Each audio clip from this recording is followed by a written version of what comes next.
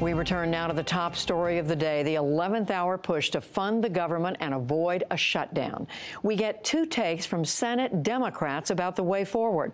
I spoke first with Senator Jeff Merkley of Oregon. He's on the Senate Budget Committee about any possible deal.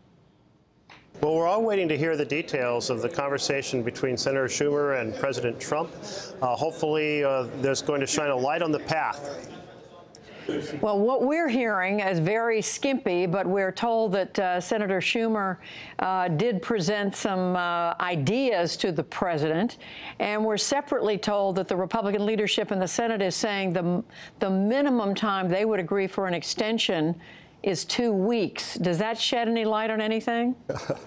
Well, it just shows how unprepared the Republican leadership is for this dialogue. I mean, these are issues that have been there going back into July and August in preparation for the next fiscal year.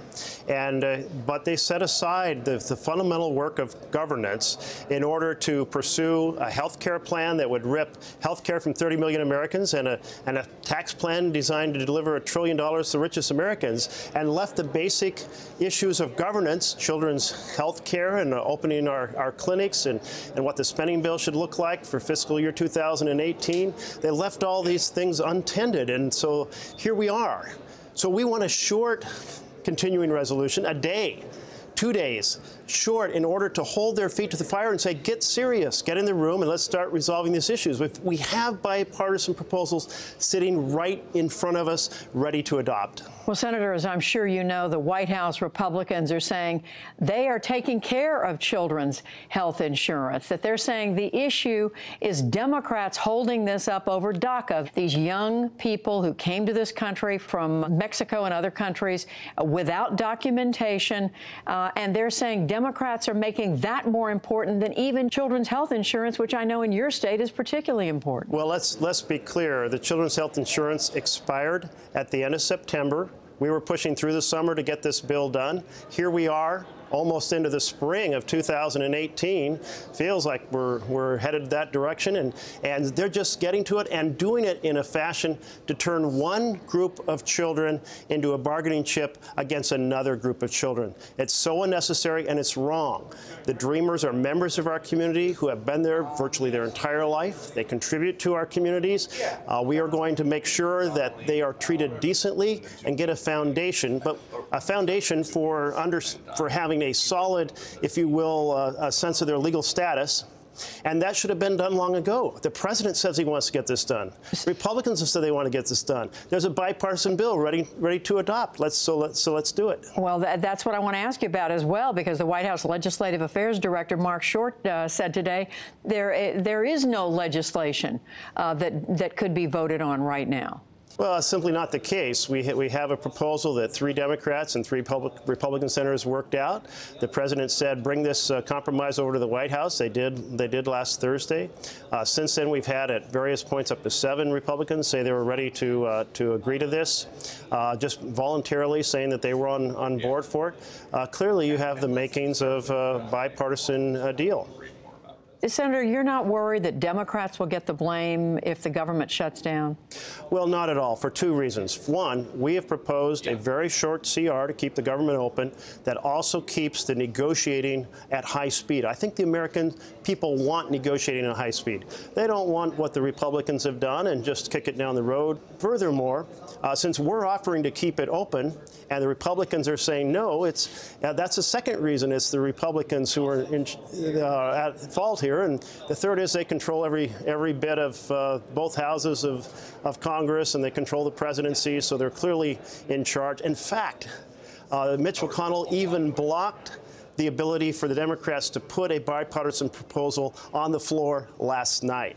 Senator Jeff Merkley of Oregon, thank you very much. You're welcome, Judy. Good to be with you.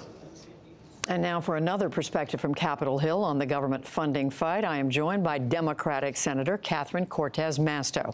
She is the freshman senator from Nevada, where she served as that state's attorney general for 8 years.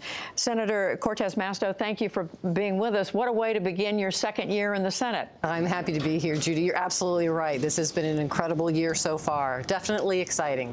Well, in listening just now to Senator Merkley, I talked to him, taped that interview about an hour and a half ago. He made a very valiant argument, but we now know that in the last couple of hours, 2 more Democratic senators from red states that voted for President Trump, have said they will go along with the Republican proposal. Are Democratic ranks now basically crumbling, and do you now see movement toward Democrats, enough Democrats supporting this Republican government funding bill? No, not at all. They need 60 votes to move forward. But, Judy, here's the deal at the end of the day. Not only do Democrats have concerns about moving forward with this continuing resolution that's been put before us, as you know, Republicans do as well.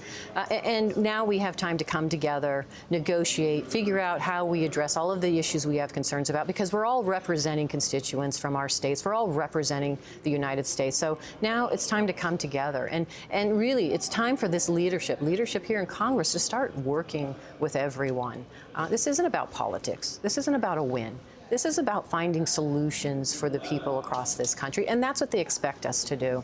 Well, what do you think is going to happen? Because, as you know, this measure says, let's wait another month, and then we'll try to work on DACA, the measure to help the young people who came here without documentation from other countries. Democrats are saying, no, we don't want it to go for a month. Are we just talking about a matter of days? Is that the difference? Well, yes, the difference is this, Judy. We've already gone. This would be our 4th continuing resolution. There's a tendency for the leadership to really just, they say, kick the can down the road every 30 days, and nothing happens. And so now it's time to hold their feet to the fire. And if we have to stay here tomorrow and the next day and the next day to say, let's get in a room, let's figure this out. We have an obligation to come up with a budget. We have an obligation to protect dreamers. We have an obligation to fund our military. We have an obligation for our veterans, for our retirees, for our community health centers for our children. That's what we should be doing. And I think that's what you're hearing from Democrats is enough time frame about moving 30 days, every 30 days, and letting the Republican leadership pick and choose who wins and who loses. Now it's time to fight for everyone. So do I hear you saying that you and other Democrats are prepared to see the government shut down tonight because this proposal by the Republicans doesn't include the immigration language? The current resolution that's before us now, I would not support.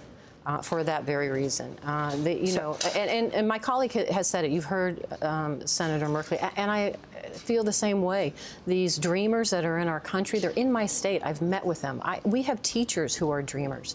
And now we're telling our teachers, not only are we going to rip you out of the communities and the classrooms where you are, we're going to take you away from your families, the students that you're working with, we're going to take you away from those students and send you back to a country that you do not even know.